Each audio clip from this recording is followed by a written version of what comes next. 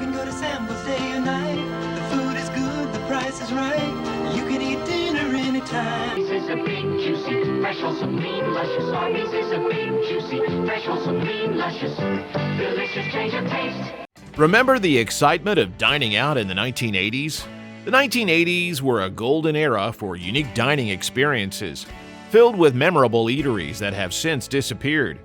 Who could forget the endless buffets at Ponderosa, the festive atmosphere at Chi-Chi's, or the hearty roast beef sandwiches at Roy Rogers? These restaurants, now just a nostalgic memory, played a significant role in our dining culture. Join us as we take a trip down memory lane, revisiting 10 memorable restaurants of the 1980s that will never come back. Mrs. Fletcher, don't be strangers. Have yourself a Ponderosa. Ponderosa Steakhouse, a favorite dining spot in the 1980s, was known for its family-friendly atmosphere and affordable, hearty meals.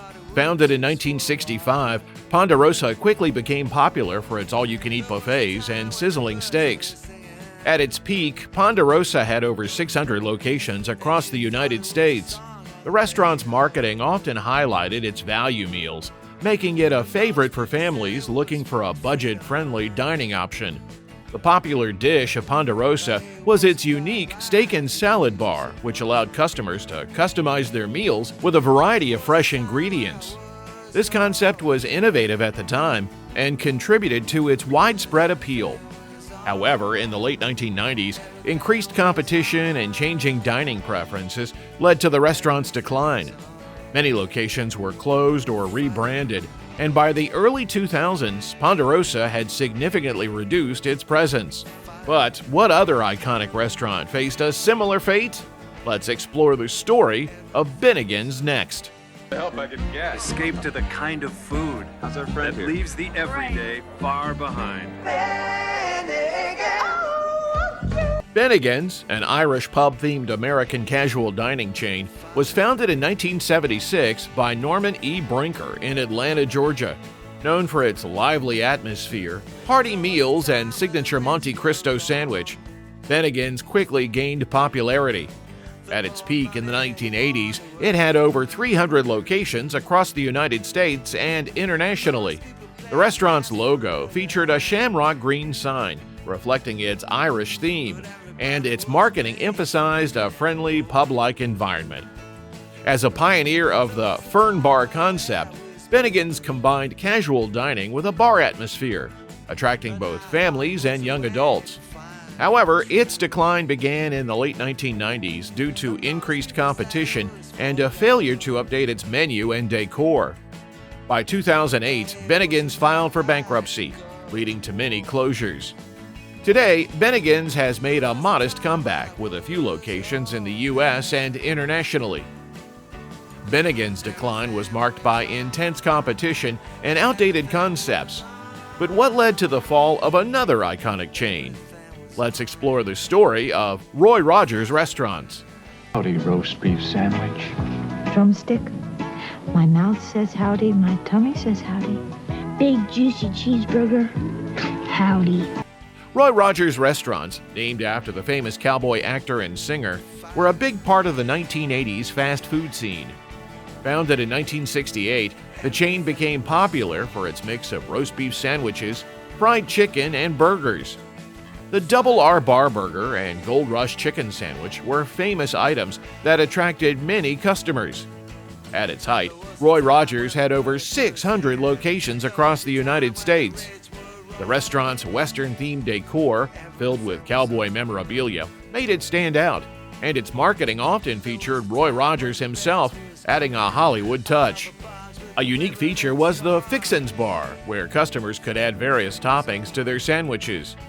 However, in the late 1980s, the chain declined due to more competition and changes in ownership.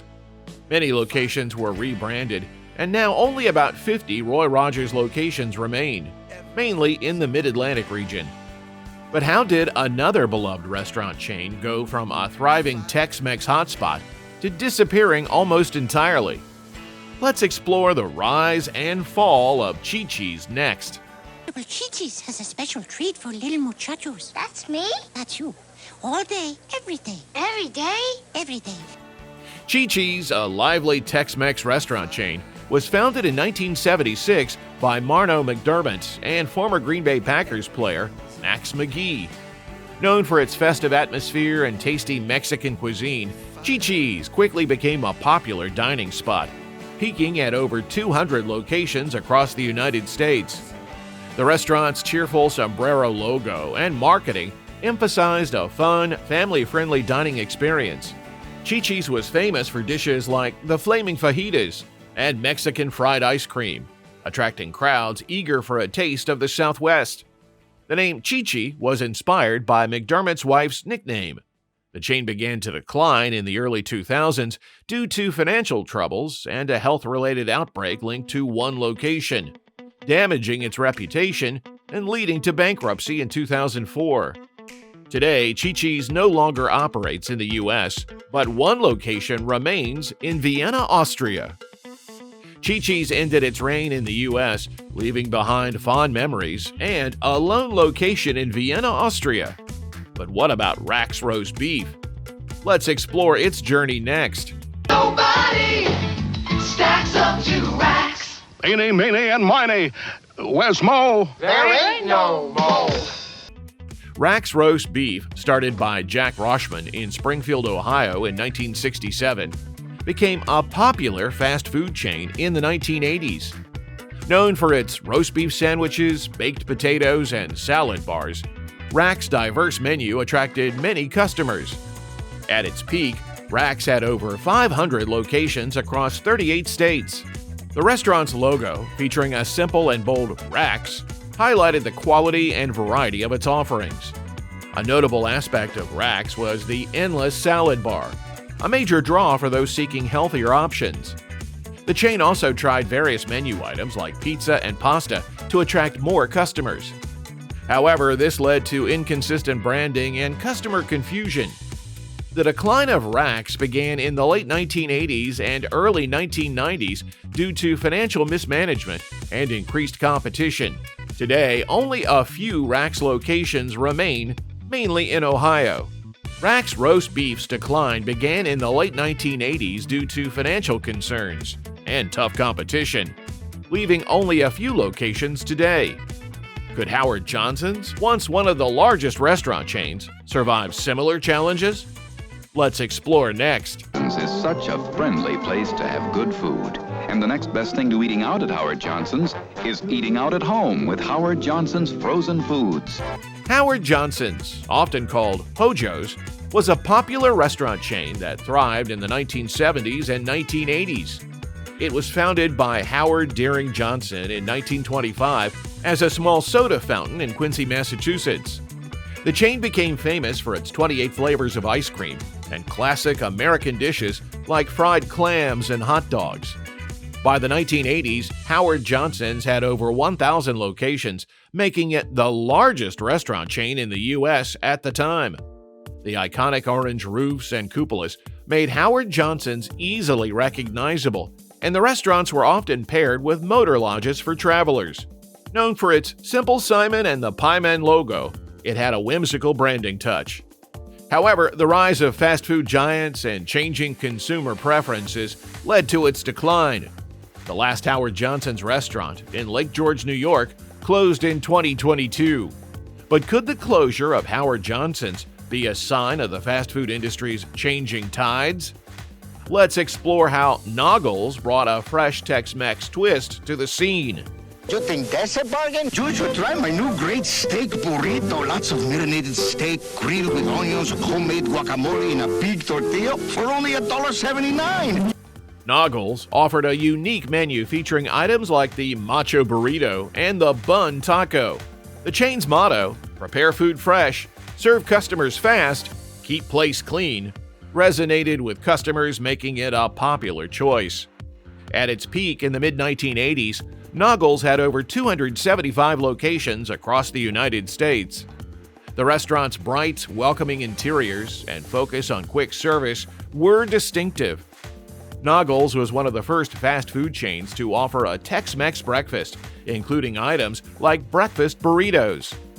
The brand's marketing highlighted its fresh ingredients and speedy service, building a loyal customer base. However, Noggles began to decline in the late 1980s after merging with Del Taco in 1988. By 1995, the original Noggles had closed. In 2015, the brand was revived, and today there are a few locations in Southern California, keeping Noggles' nostalgic spirit alive.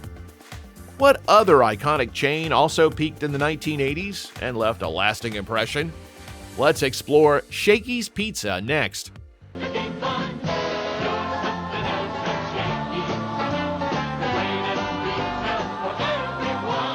Shakey's Pizza, started in 1954 by Sherwood Shakey Johnson and Ed Plummer in Sacramento, California, was the first franchise pizza chain in the United States. Famous for its thin crust pizza, fried chicken, and mojo potatoes, Shakey's quickly became a popular family spot. The chain's blend of live music, often Dixieland jazz, and a fun casual atmosphere made it stand out. At its peak in the 1980s, Shakey's had around 500 locations worldwide. The well-known Shakey's logo, with a cheerful chef and the red and white checkered tablecloths, added to its appeal. Interestingly, Shakey's was among the first pizza chains to offer a buffet, attracting families and large groups. However, rising competition and changes in ownership led to its decline. By the late 1980s, many locations had closed or rebranded. Today, about 58 Shakey's locations remain in the United States, with a strong presence in the Philippines. Shakey's journey from fame to decline is intriguing. But what happened to another iconic food chain from California's past? Let's explore the story of Pioneer Chicken next. For relaxing with friends and enjoying Pioneer's Summer Fun Special. You get 8 large pieces of golden Pioneer chicken, mashed potatoes, gravy, and coleslaw for just $6.99. Pioneer Chicken started in 1961 in Echo Park, Los Angeles. Founded by H.R. Kaufman, it became popular for its bright orange, crispy fried chicken and unique menu items like gizzards and livers. By the 1980s, it had around 270 locations, mainly in California. The chain's mascot, Pioneer Pete, and its orange and white color scheme made it stand out. Famous for its juicy chicken and sides like buttermilk biscuits and mashed potatoes, it was endorsed by celebrities like Chick Hearn and O.J. Simpson. Pioneer Chicken emphasized fresh ingredients and fast service in its marketing. However, competition from KFC and ownership changes led to its decline. The company filed for bankruptcy in 1988, and by 1993, most locations had become Popeyes after being bought by AFC Enterprises. Today, only 2 locations remain in Los Angeles, preserving the brand's nostalgic spirit. Pioneer Chicken faced fierce competition and a decline in the late 1980s. What other iconic American eatery also saw its fortunes change over time? Let's explore the rise and fall of Lum's next. Until I gets my bacon burger. All Lum's burgers are cooked to order. All choice beef.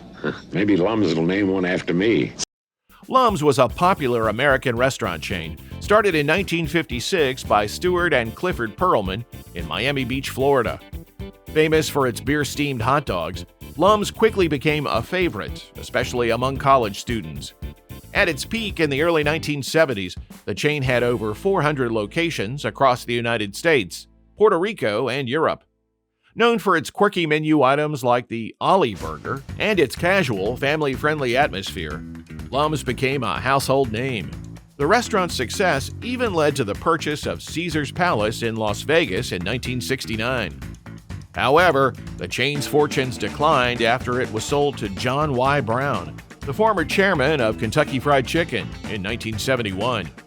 Ownership changes and financial troubles led to the closure of many locations. By the early 1980s, Lum's filed for bankruptcy, and the last location in Bellevue, Nebraska, closed in 2017. And there you have it, 10 memorable restaurants of the 1980s that will never come back. Which one do you miss the most? Let us know in the comments below. And if you enjoyed this trip down memory lane, don't forget to like, share, and subscribe for more nostalgic content.